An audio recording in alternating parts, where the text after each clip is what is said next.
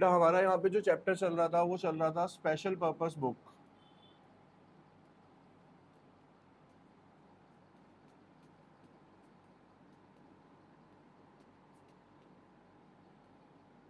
ठीक है, चैप्टर का नाम था यहाँ पे स्पेशल पर्पस बुक।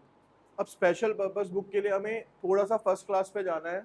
मैंने आपको बताया था बेटा कि अकाउंटिंग के अंदर जितनी भी हम ट्रांजैक्शन करते हैं वो दो तरीके से की जाती हैं। एक की जाती है सर कैश में और एक की जाती है सर हमारी क्रेडिट में। क्रेडिट का मतलब होता है सर यहाँ पे उधार में। ठीक है, तो जितनी भी हम कैश ट्रांजेक्शन्स करते हैं, ठीक है, जितनी भी हम कैश ट्रांजेक्शन्स करते हैं उसको रिकॉर्ड करने के लिए एक बुक बनाई जाती है जिसका नाम क्या है, कैश बुक, जो कि इससे पिछला चैप्टर था हमारा। ठीक है, यानी कि सर जितनी भी कैश ट्रांजेक्शन्स होंगी उसको रिकॉर्ड करने के लिए किताब बनाई जाएगी, बुक बनाई जाएगी, उसका नाम क्या होगा, कैश बुक होगा। लेकिन सर उसके बाद जो क्रेडिट ट्रांजेक्शन है उसका क्या किया जाएगा, उस क्रेडिट ट्रांजेक्शन के लिए क्या करते हैं बेटा, हम कौन सी बुक बनाते हैं, स्पेशल पर्पस बुक्स बनाते हैं। स्पेशल पर्पस बुक का मतलब क्या होता है यहाँ पे ये समझ लो। इसमें बेटा मैंने बताया था आपको कि 4 तरीके की बुक्स बनेंगी। ठीक है, उस 4 तरीके की अगर मैं बात करता हूं तो सबसे पहला तरीका आएगा बेटा, इसके अंदर एक बुक बनेगी जिसका नाम है परचेज बुक। दूसरी बनेगी हमारी यहाँ पे सेल्स बुक। तीसरी बनती है बेटा हमारी परचेज रिटर्न बुक और चौथी बनती है हमारी सेल्स रिटर्न बुक। ठीक है, यानी खरीदोगे माल, बेचोगे, खरीदा हुआ माल वापस भी कर सकते हो। ठीक है, और बिका हुआ माल क्या हो सकता है आपका, वापस भी आ सकता है। तो ये 4 बुक्स बनती है हमारी इस चीज के लिए। ठीक है, ठीक है। अब बेटा देखो ये सबको पता है जितने बच्चे यहाँ पे बैठे हो कि परचेस क्या होता है, सर हमारा एक्सपेंस होता है। परचेस क्या होता है हमारा, और सर एक्सपेंस का जो बैलेंस होता है ना वो होता है हमारा डेबिट। क्या बैलेंस होता है हमारा, डेबिट। सेल्स का मतलब होता है सर रिवेन्यू। रिवेन्यू मतलब मैंने माल बेचा तो मेरे पास पैसा आया, तो सर ये मेरी इनकम होती है और इसका बैलेंस क्या होता है सर, क्रेडिट होता है। यहां तक समझ आ गई। अब सर जब मैं खरीदा हुआ माल वापस करूंगा, परचेज रिटर्न करूंगा, तो यानी मेरे एक्सपेंसेस, यहाँ पे मैंने जब माल खरीदा तो खर्चा बढ़ गया, जब मैंने माल वापस कर दिया खरीदा हुआ तो मेरा खर्चा क्या हो गया सर, वहां पे कम हो गया। और एक्सपेंसेस जब कम होंगे तो वो क्या होते हैं सर, यहाँ पे देखो डेबिट का अपोजिट क्या हो जाएगा, परचेज रिटर्न क्रेडिट हो जाएगा। सेल्स बुक क्या हुई थी भैया हमारी, यहाँ पे क्रेडिट हुई थी क्योंकि इनकम बढ़ी थी हमारी। लेकिन जब सेल करा हुआ माल वापस आ गया तो मेरी इनकम क्या हो गई बेटा, वापस कम हो गई। इनकम कम होने पे वापस क्या हो जाएगी बेटा, वो डेबिट। ये क्लियर वाले रूल ही चल रहे हैं आपके बेसिकली। ठीक है, कोई नई रूल नहीं बताया अभी तक। अब क्वेश्चन ये आता है कि हमने ना 2 बुक्स बना ली, एक परचेज बुक बना ली और एक सेल्स बुक बना ली। बेसिक सा रूल बता रहा हूं सबके लिए, यहाँ पे ध्यान से देखेंगे। इस चैप्टर को करने के लिए जो बेसिक रूल है बेटा वो सिंपल सा रूल है हमारा, क्या कि ओनली रिकॉर्ड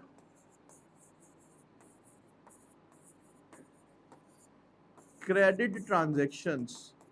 सर इस बुक के अंदर सिर्फ और सिर्फ जो ट्रांजैक्शंस रिकॉर्ड करी जाएंगी वो कौन सी करी जाएंगी, यहाँ पे क्रेडिट ट्रांजैक्शंस करी जाएंगी, यानी कि उधार वाली। अगर कोई भी आपके पास कैश ट्रांजैक्शन है तो वो इस बुक के अंदर रिकॉर्ड नहीं होगी, वो सारी कहाँ पे होती है, हमारी कैश बुक में रिकॉर्ड होती है। ये बेसिक रूल याद रखना है आपने। ठीक है, अब आज की क्लास में जो मैं आपको सबसे पहले कराने जा रहा हूं बेटा, ये परचेज और सेल्स रिटर्न के कॉन्सेप्ट पे बात करेंगे अभी हम। ठीक है, अब जरा ध्यान से देखेंगे आप सब इधर।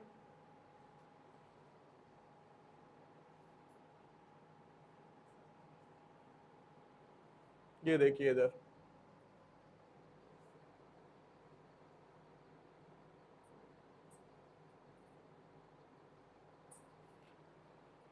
ये देखिए यहाँ पे दिया हुआ है बेटा, कौन सी बुक बनानी है हमने, परचेज रिटर्न बुक बनानी है। कौन सी बुक बनानी है, परचेज रिटर्न। तो देखो क्या लिखा है, कहता है purchase return book is total at the month and and it is a particular column purchase return account, जिसको क्या करते हैं हम, क्रेडिट करते हैं। बस आपको इतना ही पता होना चाहिए कि सर परचेज रिटर्न का जो बैलेंस होता है सर वो क्या होता है हमारा, क्रेडिट होता है, क्योंकि उसमें हमारे एक्सपेंसेस क्या हो जाते हैं सर, कम हो जाते हैं।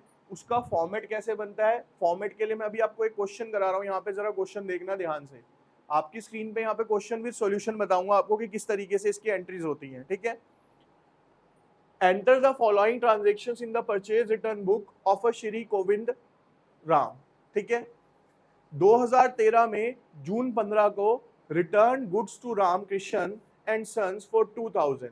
मैंने बेटा राम किशन को 2000 रुपए के गुड्स क्या करे हैं, वापस करे हैं। कौन सी रिटर्न हो गई सर, ये परचेज रिटर्न, यानी खरीदा हुआ माल वापस कर रहा हूं मैं उसको। Trade discount at the rate of 10%, जिसके ऊपर हमें जो डिस्काउंट मिला था वो कितने का मिला था बेटा, 10% का डिस्काउंट मिला था। ये एंट्री समझ आ गई, बहुत इजी टास्क है। देखो यहाँ पे आपका सॉल्यूशन है, क्या लिखा मैंने यहाँ पे, परचेज रिटर्न, और इस बुक का दूसरा नाम क्या होता है बेटा, रिटर्न आउटवर्ड। रिटर्न आउटवर्ड क्यों, ये समझ लो। मेरे पास जब मैंने माल खरीदा तो माल आया, उसे क्या बोलूंगा मैं, इनवर्ड। जब खरीदा हुआ माल मैं वापस करूंगा तो वो क्या हो जाएगा सर, मेरे पास से बाहर जा रहा है, तो वो क्या बन गया मेरा, रिटर्न आउटवर्ड कहलाता है। क्लियर है ये चीज।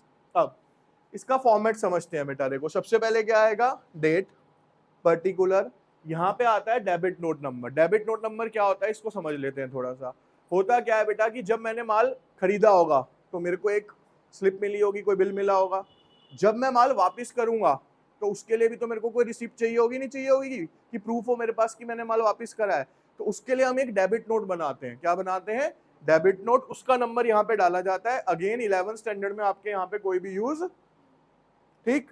उसके बाद आता है एलएफ। एलएफ का मतलब होता है लेजर फोलियो। एलएफ का क्या मतलब होता है, लेजर सबको पता है ना क्या है, लेजर का मतलब होता है जो हम अलग से सबकी इंडिविजुअल बुक्स बनाते हैं। इन दोनों कॉलम्स का 11th स्टैंडर्ड में कोई भी यूज, समझ आ रही है, सिर्फ आपको फॉर्मेट में बनाने और इसको छोड़ देना है, इसका यूज कुछ भी नहीं होगा। अब डिटेल्स, अमाउंट। अब ध्यान से सुनो, डिटेल और अमाउंट में आता क्या है बच्चे।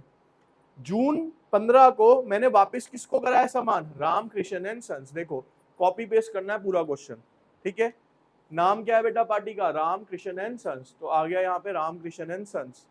कितने का माल दिया था बेटा आपने इसको वापस, 2000। अमाउंट में कितना आ गया, डिटेल में 2000, लेस ट्रेड डिस्काउंट कितने का था इसके ऊपर, 10% का। तो 2000 का 10% कितना हो गया बेटा यहाँ पे, 200 रुपए।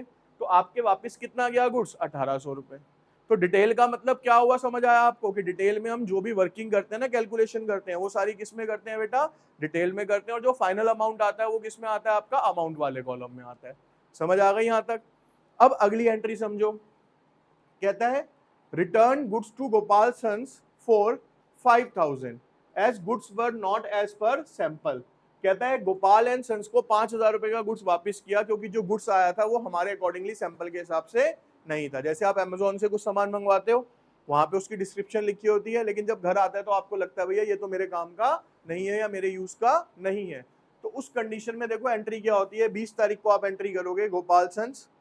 यहाँ पे चीज का नाम नहीं दिया हो तो सिर्फ आपने नाम लिखा गोपाल सन्स। क्योंकि इसमें ना तो डिस्काउंट है ना कुछ है, तो डायरेक्टली अमाउंट कहाँ पे चला जाएगा बेटा, फाइनल कॉलम में चला गया। कितने, 5000 रुपए। तो अब इसका टोटल करो, कितना हो गया बेटा, 6800। कितना हो गया, 6800। तो यहाँ पे देखो एंट्री, हमेशा बैलेंसिंग जो होगी बेटा वो कब होगी, आपकी last date of a month होगी। कब होगी, लास्ट डेट ऑफ अ, तो मंथ का आखिरी कौन सी डेट है, 30 जून। आप यहाँ लिखोगे परचेज रिटर्न अकाउंट। मैंने क्या बताया था, इसका बैलेंस क्या होता है, क्रेडिट। तो परचेज रिटर्न अकाउंट कितने से क्रेडिट हो गया सर, मेरा 6800 रुपीज से क्रेडिट हो गया। ठीक है।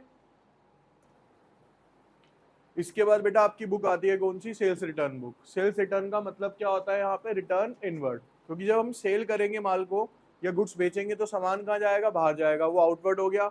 बिका हुआ माल जब वापस आएगा तो वो क्या हो गया बेटा, इनवर्ड, यानी कि सामान वापस आ रहा है आपके पास।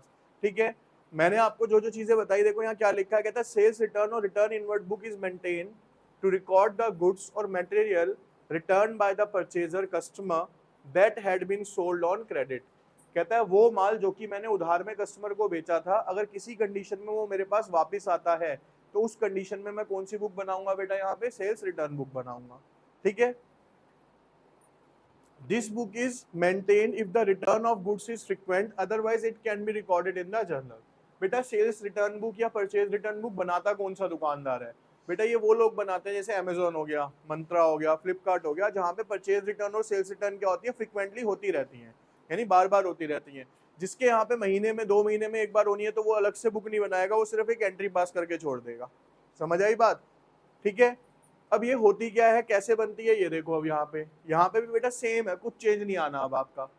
Prepare the sales return book in the books of Ramlal and company from the following transactions. आपके सामने ये क्वेश्चन गिवन है, देखिए यहाँ पे आप सेल्स रिटर्न बुक और return inward book. Simple change क्या आएगा, डेट पर्टिकुलर, वहां पे कौन सा नोट बनाया था बेटा मैंने, डेबिट नोट, यहाँ पे कौन सा नोट बन जाएगा आपका, क्रेडिट नोट बनेगा। ठीक है, ये हम समझेंगे वाउचर वाले चैप्टर में कि डेबिट नोट और क्रेडिट नोट क्या होता है डिटेल में। LF detail amount. फिर सेम आपने क्या करना है बेटा, कॉपी पेस्ट करना है। कैसे, 2013 6 अप्रैल को goods return by Ganga Prasad and company. Ganga Prasad and company क्या वापस करा बेटा उसने, 2 table fan at the rate of 600 each. कितने के हो गए बेटा यहाँ पे, 1200 रुपए। उसके ऊपर 15% का क्या था सर हमारा, ट्रेड डिस्काउंट था। तो 1200 का 15% कितना हो गया, 180 रुपए, माइनस हो गया, कितने बच गए, 1020 रुपए। फिर दूसरी एंट्री थी हमारी की शाम oil mills return defective goods valued 4250।